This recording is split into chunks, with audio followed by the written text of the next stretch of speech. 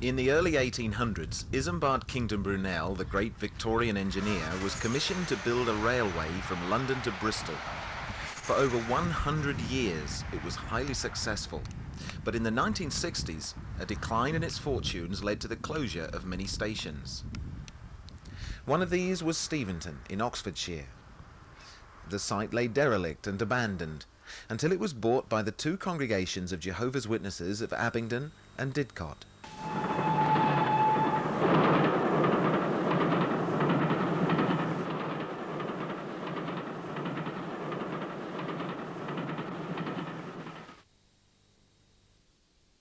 New Kingdom halls are springing up in many towns to house the large numbers of right-hearted ones who are attracted by their spirit of unity and of peace. What makes these halls unusual, however, is the method of construction. By using carefully coordinated teams of skilled volunteers, it's possible to construct a magnificent meeting place in just a few days. This is the site of the projected building, a bramble-infested rubbish tip. It looks a daunting task, and the rubbish was not just on the surface.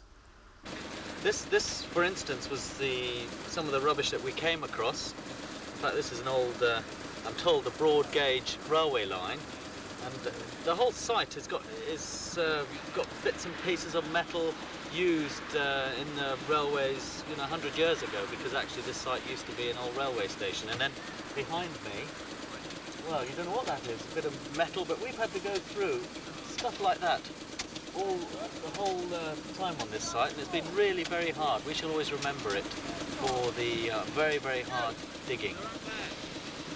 Because there's been a lot of landfill with the foundations, we've actually had to go down to about 10 feet in places to reach the clay. And then once we've got a good firm footing, then we've been able to fill in with concrete, which we're just in the process of finishing. To take on such a mammoth task is a matter of great dedication. What led these people to feel it was necessary? Back in the 50s, there were just a few, meeting in a small room in Didcot. I can't go right back to the beginnings of Didcot. When I joined the congregation, it was in about 1954 or 55 possibly. They were meeting in a downstairs room in a little cottage in Foxhall Road in Didcot. It was a tiny cottage shop, the butcher shop, and I think it was about as big as what our school is, second school here. Yes, that would be about, the same size, wouldn't it? And the children all used to love sitting in the window. I remember that's right, it had a bay window. Yes, that's right, yes. And but we never had the children running out to the loos there, because the loo was right at the back and it was dark and no concrete floors, so there's spiders all over the place. So the children didn't go rushing out to the loos.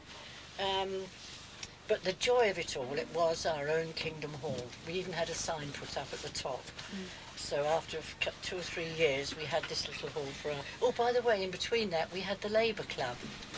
And as they left out at the Labour Club at 2:30 or 2 o'clock, we had to rush in with brooms and clean up the smells and the beer. Oh, it was terrible. And all these cigarettes, ash. It was really horrible. We suffered for an hour and a half. But the thing that was worst was the tobacco smoke, and from the night before, because you had to clear it up, and they had the prayer wheel that they'd done for their raffles there, and you had to shift all these things out of the way. It was what I call totally inadequate. It wasn't right at all. And then Eric found the 2 cottages going, and they were bought with difficulty. And were dismantled. And the bricks was clean. Bricks were all clean, and then the old hall that was just left was rebuilt by hand. With the bricks that came out of the cottages, because we couldn't afford any bricks. That was fun. I mean, anybody can take a cottages down. It's putting them up is more tricky. We had some fun taking that down. We did have a JCB in to make the load easier when we were actually clearing up. Because we took all the good bricks out and stuck those away so as we could use them. And then a local friend came and supplied us with a JCB, and he took all the old iron away, and he had such a good load of old iron that it was enough to pay for the JCB. And it was a bit like that with the rubble, because there was a local farmer wanted to, he'd just built a new barn and wanted it filled in so that the ground was better round it, and while he didn't actually pay us for the rubble, he did pay for the transport for it, so we really did it on a minimum charge, and I think that was what was wonderful about the first hall at Didcot. Not that it was an architectural masterpiece, but that it cost so little. Because I remember we did the sums at the very end of it, and we had a hall that was buying the cottages for £800. We built the hall. Lots of it was second-hand material hidden into the building.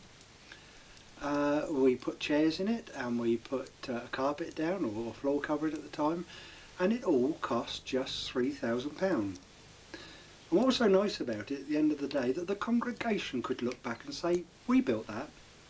Because in those days you didn't have outside help. You either did it yourself or you paid a contractor to do it. So it was really great satisfaction. I always remember the wonderful thing about it, when we opened, we had something like 30 publishers.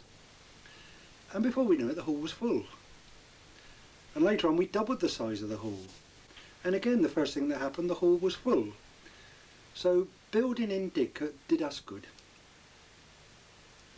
Well, now Abingdon congregation was in a very similar situation, except that they had quite a nice hall to meet in. It was St John's Ambulance Brigade headquarters in Didcot Road, and it was a comfortable hall. The heating was good, and there was quite a lot of room there initially.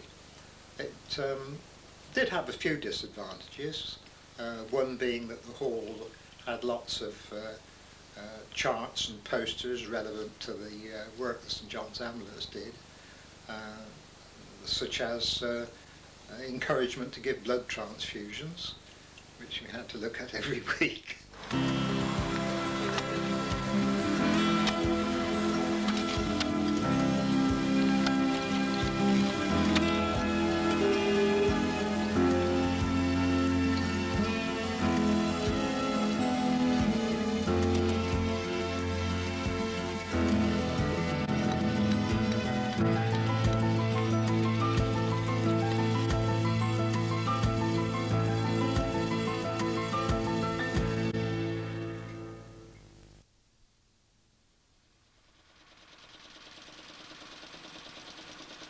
Basically all the groundwork is done now. We've got the floor on, drainage is in, and it's just a matter now of concentrating on the block paviers and the willow wall. These beams that you can see, which are called bison beams, they span the whole lot of this tip. And instead of having an unstable bearing, you've got a very stable foundation taken right down to original clay. So it's a much more solid job. Really, it's run very well. We've got a tremendous amount of work still to do, but with the schedule that we have, we're fairly sure we can accomplish it.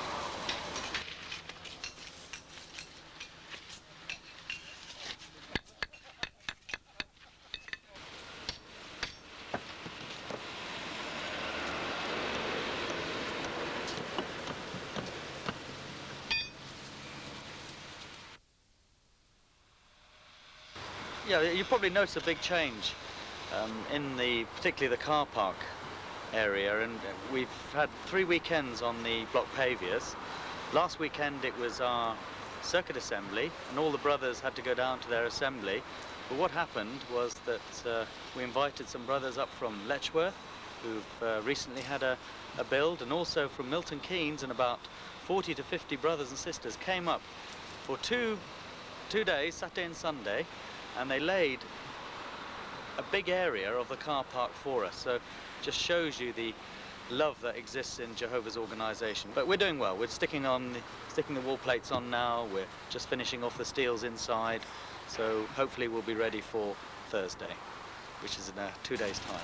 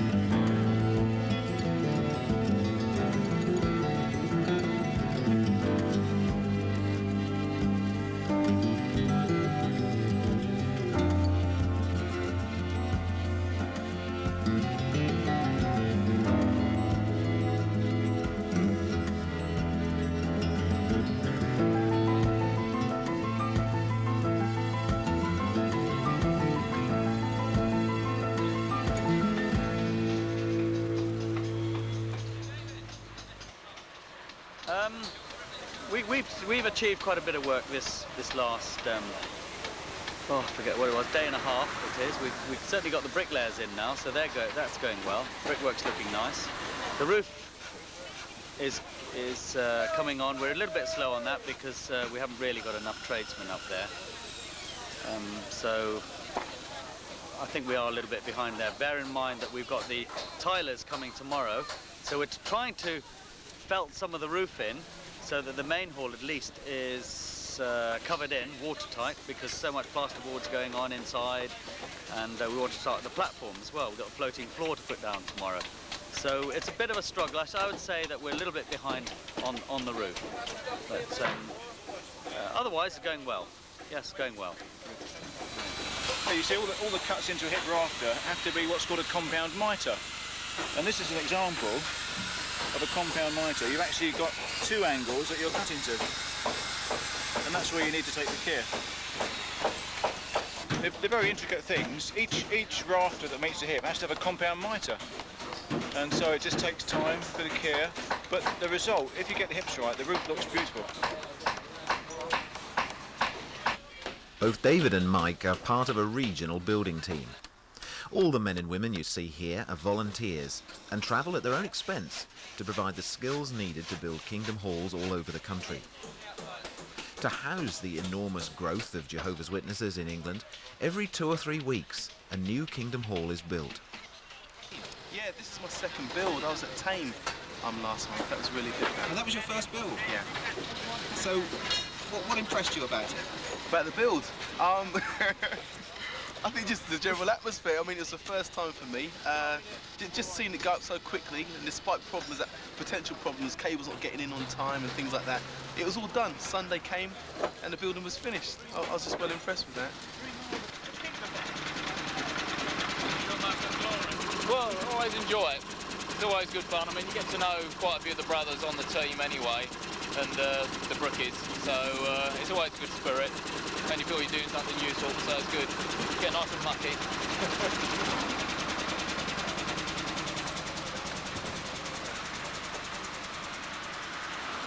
So the RBC are in control of all the trades. They call in the teams and sort all that out. But the local congregation, or congregations as the case may be, have to establish the various non-construction teams which are looking after the materials, purchasing, first aid, security, food service, news, death, all the typical oversights that we need to apply to the build. So that is a big job, and one of the most important assignments is the non-construction overseer. He's the brother who really coordinates all the local congregation teams that are going to support the Quickbuild teams. And he needs to be a good coordinator, he needs to have a lot of patience and a lot of tact to deal with that, because he then becomes the interface with the RBC on the actual Quickbuild itself. So where do all the brothers come from then to run the non-construction departments? Well, they're normally local brothers. We've brought 1 or 2 in from other congregations, but with 2 strong congregations like Abingdon and Didcot, we've obviously got a fair bit of expertise and some very capable men, so we're well blessed there. As well as all the skilled workers, there are also many people from the local congregations who also want to be involved. At times there can be over 400 people on site, all taking some small part in realising the dream of a new Kingdom Hall. For years I've longed to see a Kingdom Hall of their own, you know.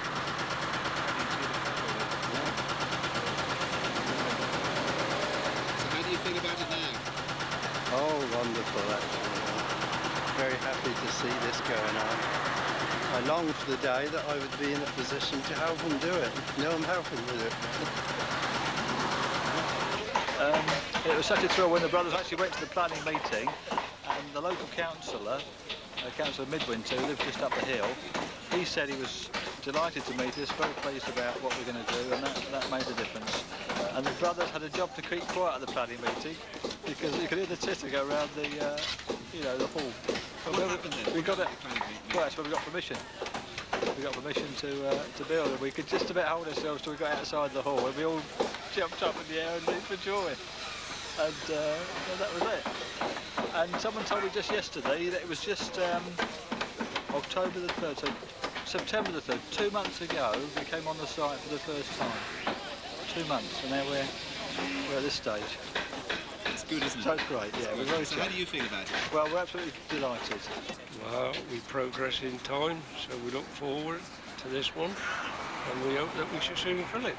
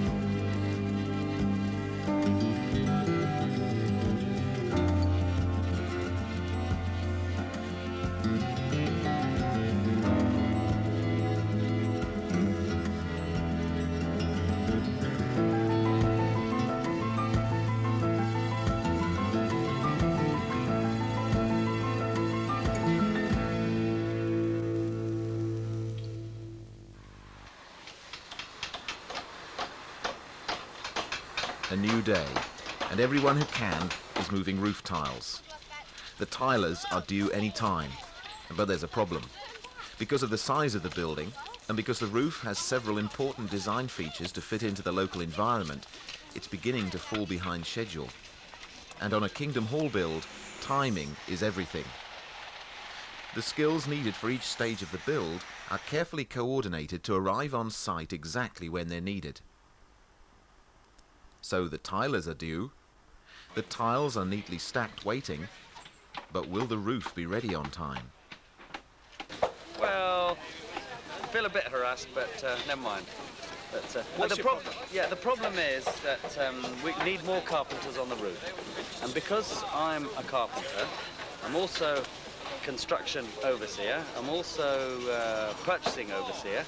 I get taken off the roof, you see, and really what I want to do is get on the roof and not be disturbed, but I keep getting disturbed, you see, so that is the problem at the moment. And we're having a little bit of trouble with the fascia board, and I just want to get up there and sort it out. Meanwhile, down on the ground, everyone else is enjoying themselves. The brickwork from this end is better than it just deteriorates as it goes down the line. And who did this lot? I did. Oh, I see. Me.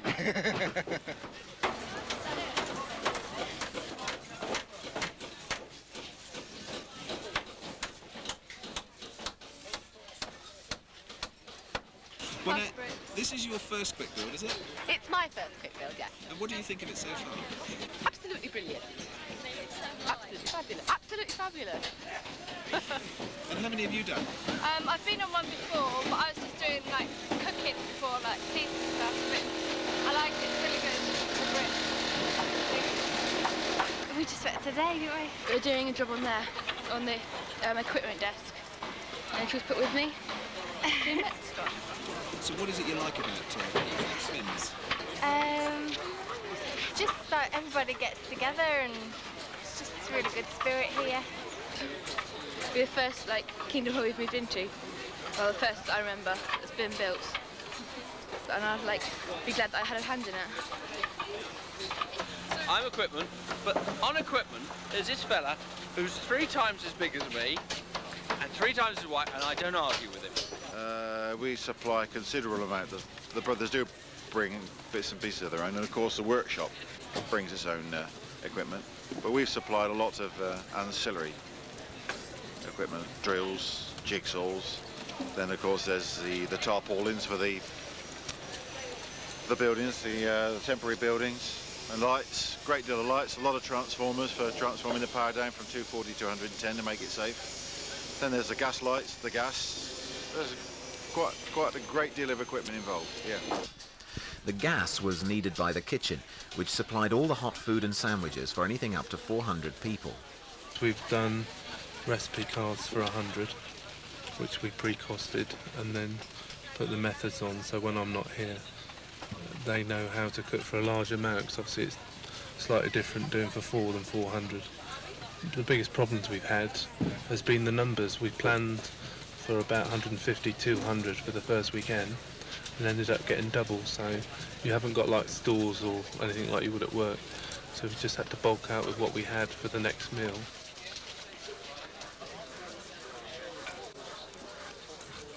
Inside the hall, considerable progress has been made.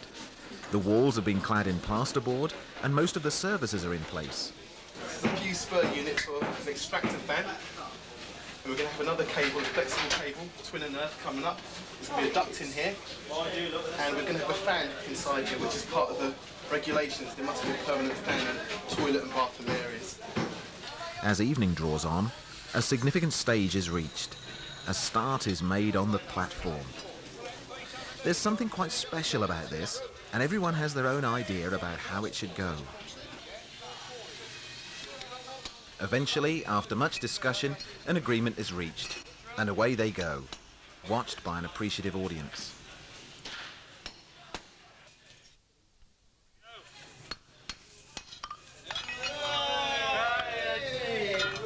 Here's one I made earlier. Yeah, you'll get a blue Peter bag. Only the most skilled bricklayers are used to build the platform, and they view it as an honour. They won't finish until late tonight, before making the long journey home.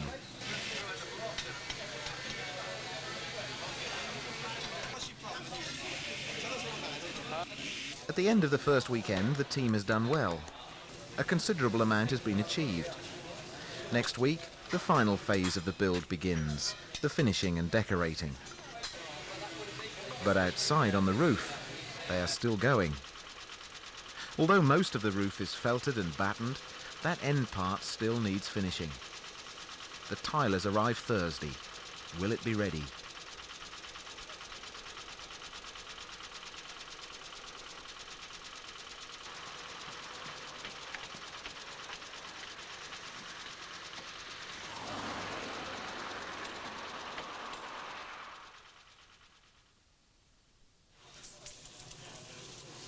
Thursday dawned to find the site in full swing. The finishing trades were there in force with a deadline to meet. An inaugural meeting was planned for the following Sunday afternoon, less than 4 days away.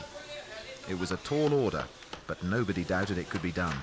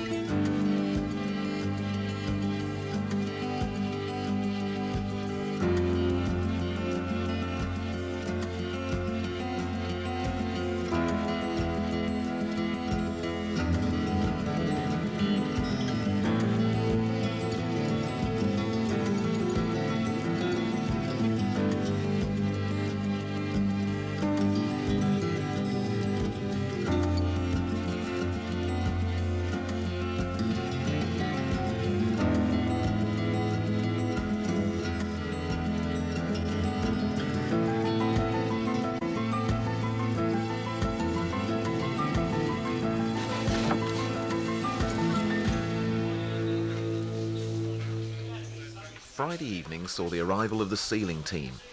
Just like the carpet fitters before them, they work overnight. They bring with them a sophisticated piece of equipment, a laser. It's very simple, really. It's a rotating beam of light that moves around and traces a line of light around these perimeter of the walls. And that allows us then, of course, to be able to put the edge detail of the ceiling round perfectly level, with a big advantage that it also, as it traverses the room, picks up the suspension wires that hang down from the ceiling, so we can bend them at the correct height to suspend the ceiling from, where the laser beam just clips the wire, and that's quite easily seen by putting a card behind the wire, and you can see the line of light across the card, and then just bend the wire at that point. We ought to have it finished by 6 or 7 o'clock tomorrow morning, but we may not achieve that here because there's a large hall and there are several bits and pieces that we haven't been able to tie up early enough today.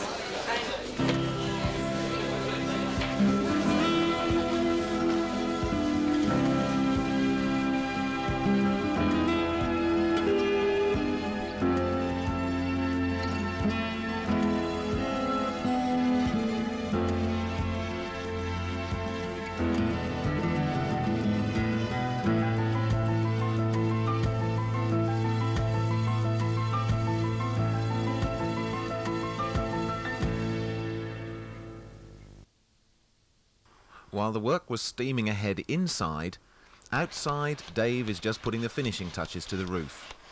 And not before time too, for the tilers are beginning to catch up.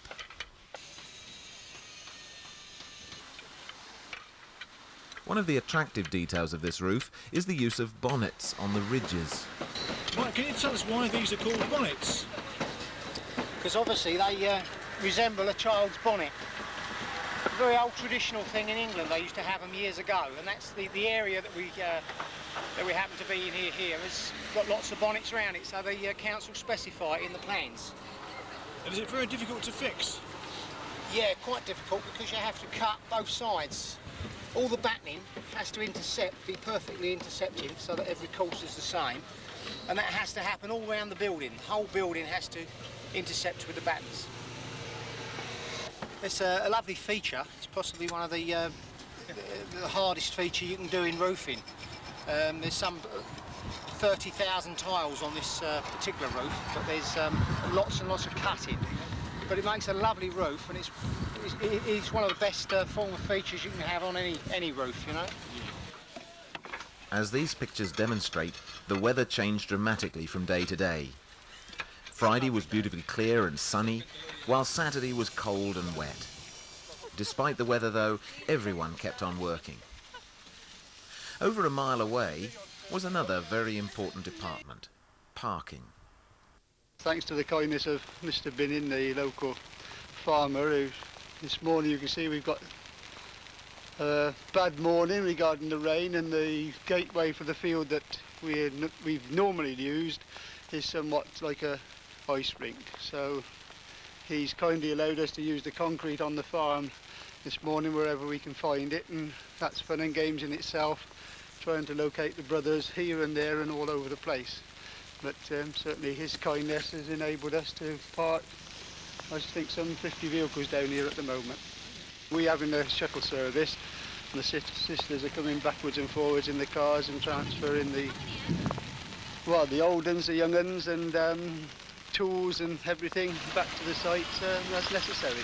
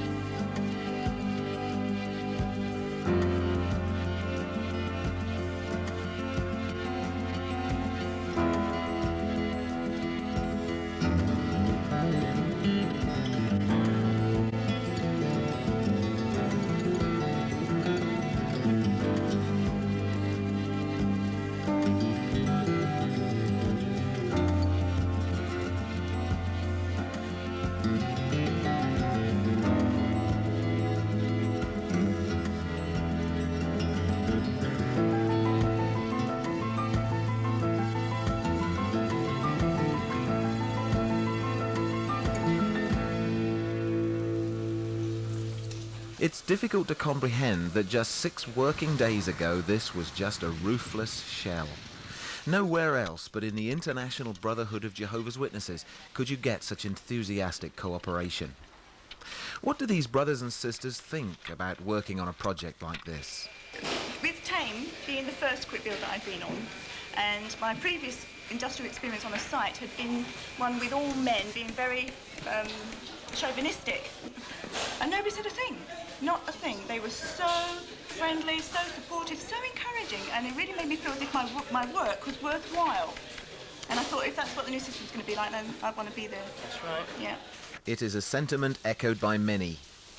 As this building nears completion and the minutes tick away until the first meeting, it's obvious that Jehovah's people are strikingly different from the world outside. Their hearts are in this project. Their goal of building a kingdom hall for Jehovah unites them in mind and purpose.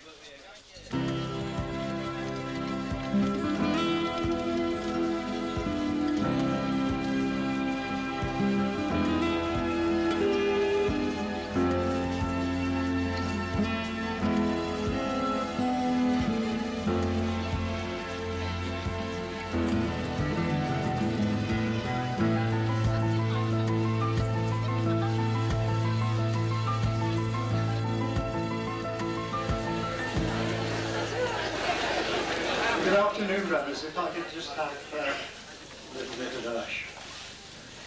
Goodness me, what a colourful scene. Never seen anything like it. Well, it's a happy occasion, brothers, isn't it? I was just thinking that it certainly reminds me of the time when Jesus had just finished the famous Sermon on the Mount, Matthew 8 and part of 25. He was talking about a house being founded upon a rock mass. And I feel that's how this Kingdom Hall has been built. The rock mass being your faith in Jesus Christ. It's your faith that's carried you along, your belief that Jehovah was really bringing his Holy Spirit to bear upon you all. And I'm sure during this time you found it. I'm in a bit of a daze, you know. Are you? I'm just thinking back, it was 11 days ago we had our warm-up meeting, and they've gone just like that, a zoom by, and all sorts of things have gone on, and here we are in this lovely hall. It was just a shell then, wasn't it? And it really is magnificent.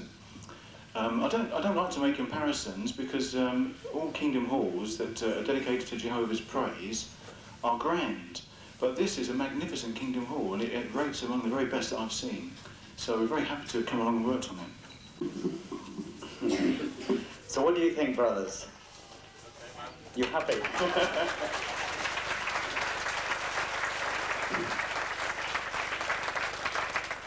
Isn't it wonderful? And because I belong to Abingdon congregation, I speak for Abingdon congregation because we've never had a Kingdom Hall. You brothers and sisters in Didcot have at least had one, but we've never had one. And this is a day we've been dreaming of, and it's a tremendous privilege for me, being part of the RBC, to be able to come up here and join with my brothers and sisters from Abingdon and other congregations to say how proud we are to have this beautiful Kingdom Hall.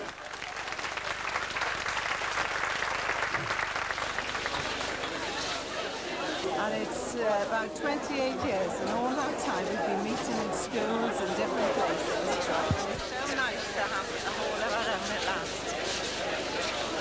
Brilliant, mate. Excellent. It's just wonderful.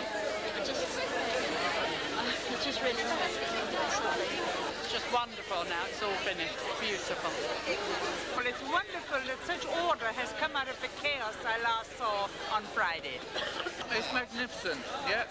Magnificent, Phil. There's no other word for it. Marvellous. Absolutely marvellous. After all this time, waited and waited so long for it. Yeah, it's blessed. It's just, it really is beautiful. It really does bring praise to Jehovah, all the efforts of the brothers. For some brothers and sisters, it's perhaps the first time they've really immersed themselves in the truth. They've really got involved, and they've begun to see the joy that you can get from being really in the centre of things, centre of activities in Jehovah's organisation. And I know, talking to a number of them, they're actually, because of the build here, it's been a turning point really in their life, spiritually speaking, and they're planning to change their sort of priorities in their life. Some of them are changing their working patterns next year, because I know 3 or 4, perhaps even more, are planning to start pioneering and getting involved in other forms of full-time service because of the happiness, the contentment that they've had from working here for the last few months.